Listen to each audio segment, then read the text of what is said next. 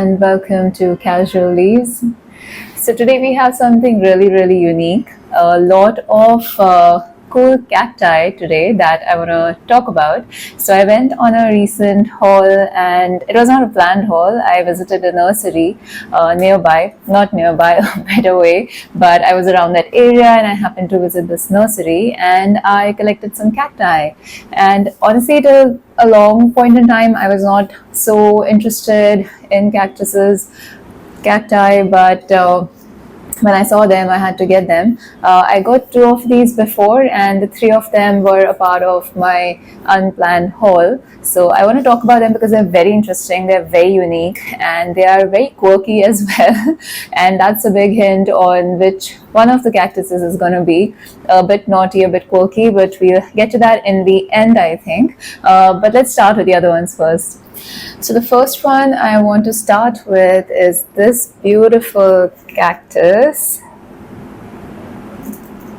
Oops, yep, there you go. So this one's called the Gymnocalycium cactus, which is actually easily called as the moon cactus, which is a very interesting name to have. I love how it has these beautiful pigmented colors. So you get them in a variety of beautiful colors like red, yellow, pinks, oranges.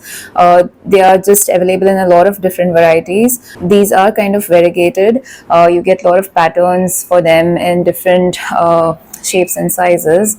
And I think I've tipped it over a bit. So, yeah. Okay, so here's a better look. As you can see, it has got quite pointy big spines, and the ribs, it makes for a flower shape, and actually that's what it's treated like. It looks like a flower, and the interesting thing about this is that it is grafted on top of another cactus, which is how it gets access to make chlorophyll by doing photosynthesis to the other cactus, which is at the bottom of it. So it's typically grafted one on top of the other, and that's how it makes its nutrients. So it's basically a cactus grafted on top of another cactus, and that's how it gets access to make chlorophyll by doing photosynthesis with the other cactus. So that's the most interesting part. It's variegated, like you see the pigments are spread across, but typically you get different patterns where you'll either have a half and half, or you'll have really beautiful patterns which are very symmetric. A lot of varieties available. This is originating from the South Americas. It needs very little light, basically not direct sunlight. It does not need direct sunlight, and that's what makes it for a great indoor plant.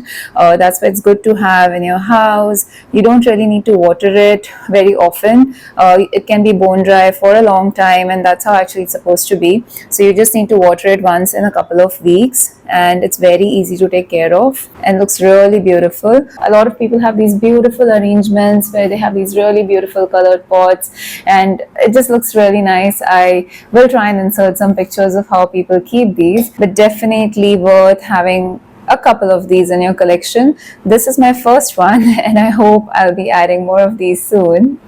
Right now mine was living in my IKEA greenhouse cabinet, and I think I'm going to keep it there because it's been there for about a week and it's been doing fine, though it does not need that kind of humidity. But since mine has been there in it, I really don't mind having it. It just looks beautiful, a really good pop of color in there. It makes for a good one to have ornamentally inside the cabinet.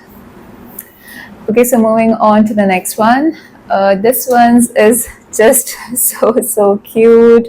I just love having this guy. He is just adorable. And when I tell you the name and a little anecdote about it, it's going to be even more interesting. So this is the variegated Echinopsis oxygona, also known as Easter lily cactus. And the interesting fact that I wanted to talk about was the word echinopsis. So echinopsis basically comes from echinos, which means hedgehog, and opsis, which means appearance. So looks like a hedgehog, which is what this is. It actually looks like a beautiful little hedgehog. It's got these really fine furry kind of spines, as you can see, and it's just so beautiful. It gives complete Mexican vibes, though this is actually originating from Argentina, Brazil, Uruguay, Paraguay. That's where its native habitat is from, and these are really hardy plants. In fact, all the cactuses we are seeing today are very, very hardy. They can go without water for the long time, harshest of conditions for the longest times, and you don't really need to do much. I mean, you can just have these lying around, and they add so much character to your collection. So again, it's a great one to have as part of your houseplant collection, and it really adds a lot of character to any space. Like, since I've been having it, I really love looking at it. And oh yes, it gets the most prettiest flowers, which are nocturnal flowers which come at night, and I will try and insert some pictures. And a lot of hybrids, people have created tons and tons of hybrids, and it just looks really beautiful. The flowers come out like a little trumpet, and they last for only a couple of hours from night until early morning, and then they die off. So that's quite interesting. So love it, love this whole hedgehog appearance bit. It's just so cute. Okay, moving on to the next one, which is the third one, I believe. This is actually a succulent, which is the Euphorbia trigona, or African milk tree. I just love it so much. Also, Euphorbia trigona mint cream. Mint green? Mint tree. What is it called? Let me check. Yes, it's Euphorbia trigona mint cream. That is the way the entire name is, but easily called African milk tree. And that's purely because of the fact that when you cut this plant, when you chop it from anywhere, which you can for propagation, it has a lot of white milk. It has a lot of white milk inside it, which is what it stores for its nourishment and nutrients. So if you were to chop it off, you get a lot of white milk, and that's basically sap, and that sap is actually toxic. It's very sticky. In fact, I got it all over on my hands, and it's not good. It just won't come off, and it's quite irritating for the skin. Like, it can actually cause irritation to skin. So it's something you have to be safe with. So you need to wear gloves when you're dealing with this plant. And love the patterns on it. Just look how beautiful the variegation, if I can call it that, looks. The pattern is really, really interesting. So yeah, these are the leaves which you see on top. Those are kind of the leaves of it. And if you were to propagate it, you just cut it off from wherever you want, and it will start growing in sections. Like, you'll have that typical cacti kind of a shape coming in onto it. And the origin for this is Central Africa, as of course the name suggests. It's an African milk tree. So it's got a lot of unique history, very interesting actually. It's known to be a lucky charm plant, and that's got to do with its hardiness. The fact that it can be so resilient has made people connect it to qualities of being resilient, about endurance, about long lasting, something that can withstand difficult situations. So in a lot of African origin stories, people talk about a lot of mythological connections as well with this plant. So quite interesting, worth a read. It's even connected with a lot of magical kind of stories. So very interesting. It's very easy to propagate is what I have been reading, but honestly for me, like, when this plant arrived, it was way taller, but it broke in the courier when it came, and I chopped it off. Ouch, oops, okay. And it hasn't really grown at all. This is the same size in which I have been having it, and I have been having it for about more than 2 months now. But very interesting, lovely colors. It's supposed to be a fast grower, so again, worth having in your collection. Okay, so the next one, which is the fourth one and the second last one, is my blue myrtle, or Myrtilo cactus geometrizans, and here it is. I love it. This cactus is so special because of its blue-green coloration. So the new bits which you see on top have this beautiful bluish green tonality to it, and which is of course the whole of it, which but later goes into a much darker green, but the tops are green and blue. So it's called blue myrtle.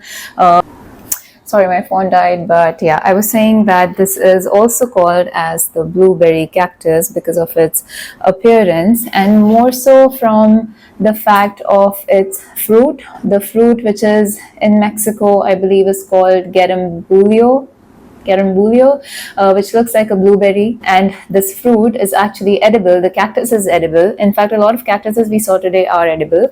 And it's used to make jams, desserts, beverages. And yeah, these are completely edible cactuses. So, cacti. It's a very unique anecdote that I found about this. So, quite interesting. It's got these about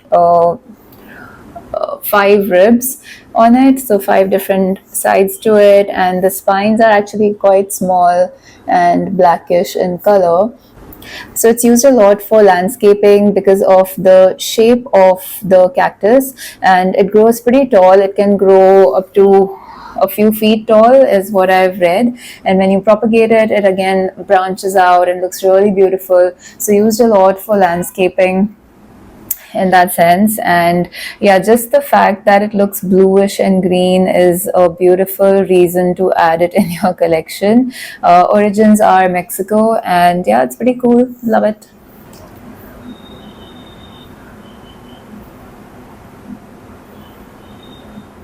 Okay, now the last one, the fifth one, and it's a very interesting one. It's one of those naughty plants, but here it is. I love it so much.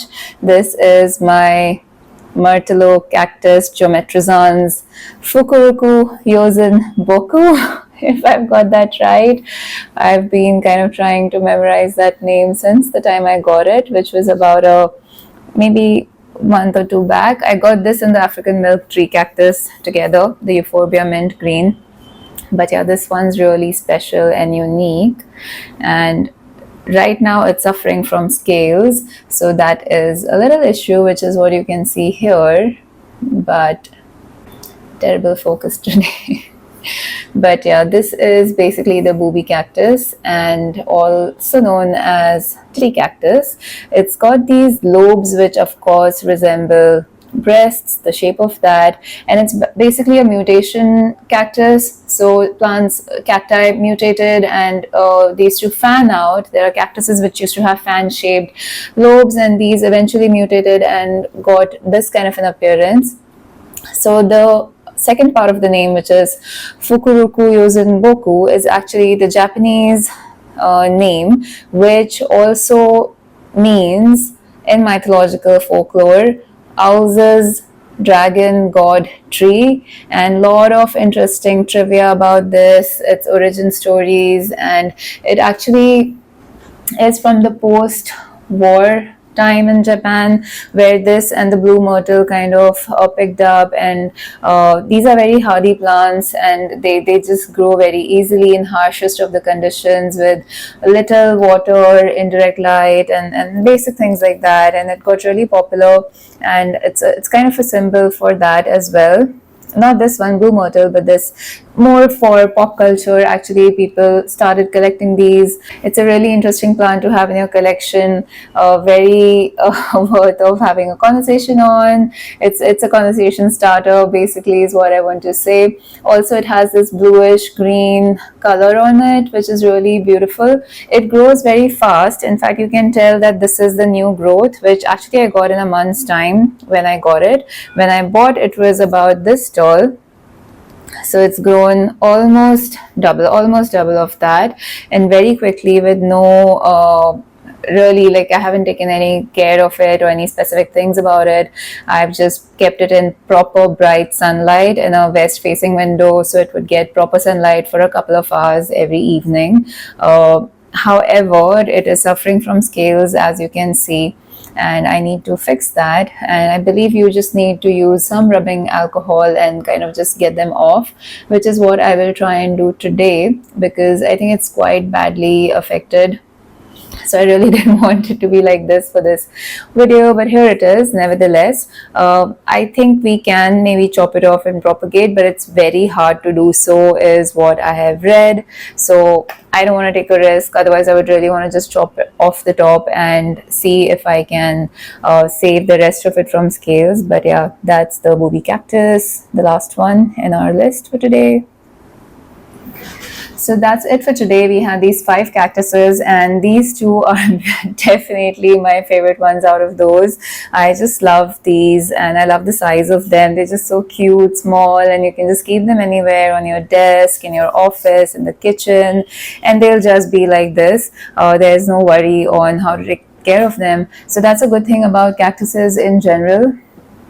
Well, that's it for today. I hope you watched the video till the end, and I hope you get inspired to add some cacti to your collection. And I hope you enjoyed it. I hope you like the anecdotes, and I'll see you next time. Bye.